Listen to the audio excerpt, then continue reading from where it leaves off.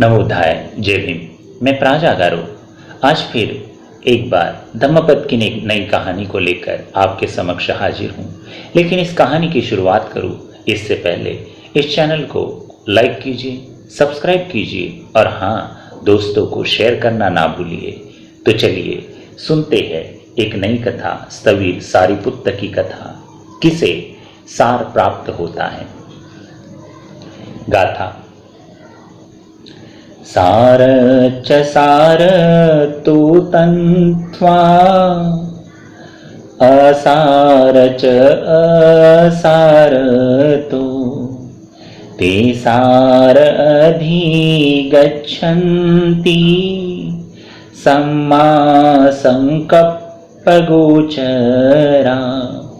जो सार को सार और निस्सार को निस्सार समझता है, ऐसे शुद्ध चिंतन वाले व्यक्ति को सार प्राप्त होता है। स्थविर सारिपुत्त की कथा। इस प्रकार दोनों अपनी अपनी साधना करने में लग गए। उसी समय शाक्य मुनि राजगृह पधारे। वे वेणुवन में रह रहे थे। उनके साथ पंचवर्गीय भिक्षु में से अश्वजित नाम का भिक्षु भी आया। उनसे किसी दिन भिक्षाटन के लिए नगर में प्रवेश किया। उसी समय उपतिस्स भी भिक्षाचर्या हेतु निकल पड़ा। रास्ते में उपतिस्स ने अश्वजित को देखकर मन ही मन सोचा, मैंने आज तक ऐसा तेजस्वी परिव्राजक नहीं देखा है। क्यों न मैं इससे बातें करूं तथा इसके आचार्य आदि के बारे में पूछूं। अतः सही अवसर पाकर उपतिस्स अश्वजित के पास गया तथा उनसे उनके बारे में पूछा। अश्वजित स्थविर थे,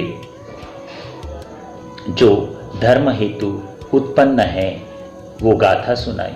दो पद सुनते ही उपतिस्स श्रोतापन्न हो गए। फिर आचार्य ने शाक्य मुनि के विषय में बताया, जो उस समय राजगृह के वेणुवन में वास किया करते थे। उपतिस्स ने अश्वजित से आज्ञा ली और कोलिक के पास गया तथा उसे भी स्थविर द्वारा सुनाई गई गाथा सुनाई। उसे सुनते ही वह भी श्रोतापन्न हो गया। तब दोनों मित्रों ने शाक्य मुनि के पास जाकर उनसे आशीर्वाद लेने का विचार किया। सोचा, अपने आचार्य संजय को भी साथ में ले चलते हैं। ऐसा सोचकर दोनों शिष्य संजय के पास गए तथा उससे शाक्य मुनि के पास चलने के लिए आग्रह किया, पर संजय इसके लिए तैयार नहीं हुआ। जब शिष्यों ने इसका कारण पूछा तो संजय ने उत्तर दिया, मैंने उच्च कुल के महाजनों का गुरु बनकर अभी तक जीवन यापन किया है। अब मेरे लिए किसी का शिष्य बनना असंभव है। दोनों शिष्यों ने समझाने की पूरी कोशिश की, पर संजय तैयार नहीं हुआ तथा उनसे कहा, संसार में बुद्धिमान की तुलना मूर्ख अधिक है। अतः बुद्धिमान अगर शाक्य मुनि के पास जाएंगे तो मूर्ख तो मेरे पास ही आएंगे। ऐसा सुनकर उपतिस्स और कोलित दोनों शास्ता से मिलने चल पड़े। संजय के अधिकांश शिष्य भी उन दोनों के पीछे हो लिए। संजय यह आघात बर्दाश्त नहीं कर पाया और वहीं तुरंत उसकी मृत्यु हो गई। उधर उपतिस्स और कोलित भी शास्ता के पास पहुंचे और उनसे प्रवज्जा की प्रार्थना की। शास्ता ने दोनों को प्रवज्जा दी। उन्होंने बुद्ध को बताया कि किस प्रकार उन्होंने बहुत कोशिश की कि संजय त्रिरत्न की शरण में आए, पर वह तैयार नहीं हुआ।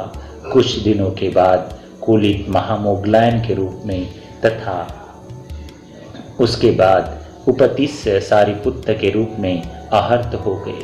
शाक्य मुनि ने समझाया कि अपनी गलत दृष्टिकोण के कारण ही संजय एक मूर्ख की तरह असार को सार और सार को असार समझ बैठा। इसके विपरीत मोगलायन तथा सारिपुत्त समझदार थे। उन्होंने असार को असार तथा सार को सार समझ लिया। तब शास्ता ने दो गाथाएं सुनाई। आगे चलकर महामोगलायन तथा सारिपुत्त दोनों ही तथागत के प्रधान तथा श्रेष्ठ शिष्य बन गए। साधु साधु साधु।